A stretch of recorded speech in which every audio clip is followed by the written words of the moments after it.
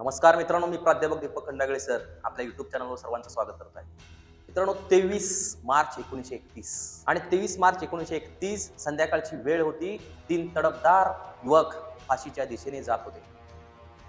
सहसा फाशी ही सकाळीच दिली जाते, पण संध्याकाळी इंग्रज लोक फार घाबरले होते आणि ते 3 देशसेवक होते, ते म्हणजे शहीद आजम भगतसिंग, सुखदेव आणि राजगुरू. आज त्यांचा बलिदान दिवस, शहीद दिवस.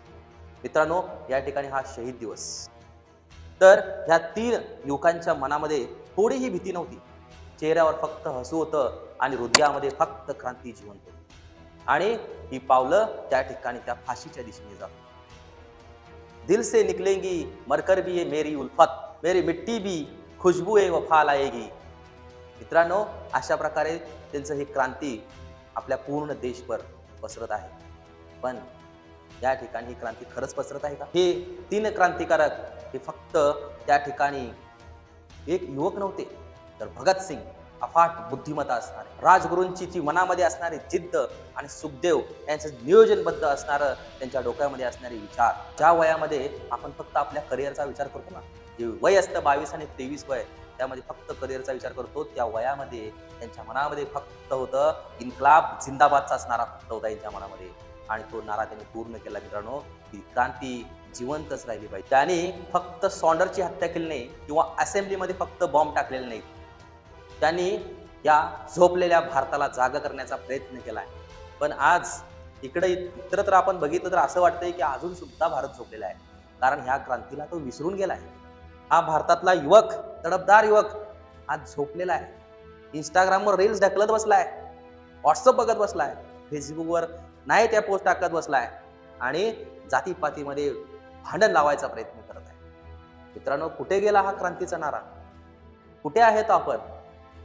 तर ह्या वयामध्ये त्या ठिकाणी त्या 3 युवकांनी फाशीला चुंबन घेऊन फाशीवर गेले आणि ही क्रांतीची ज्योत तेवली. ती ज्योत आज मावळत चाललेली. भगतसिंग असते तर म्हणले असते, कभी नोटों के लिए मर गए, कभी वोटों के लिए मर गए, कभी जात पात के नाम पर मर गए, कभी 2 गज जमीन के लिए मर गए.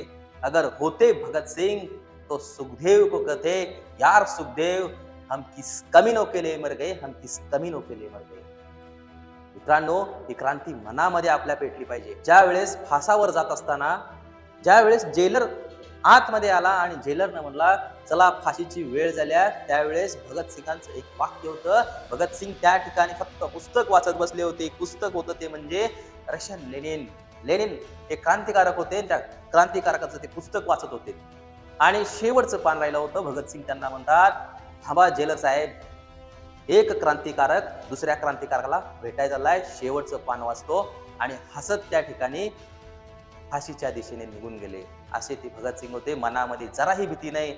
मित्रांनो, आजचा शहीद दिन म्हणजे फक्त व्हॉट्सअपला स्टेटस, फेसबुकला स्टेटस, इंस्टाग्रामवर रील्स टाकून होत नाही.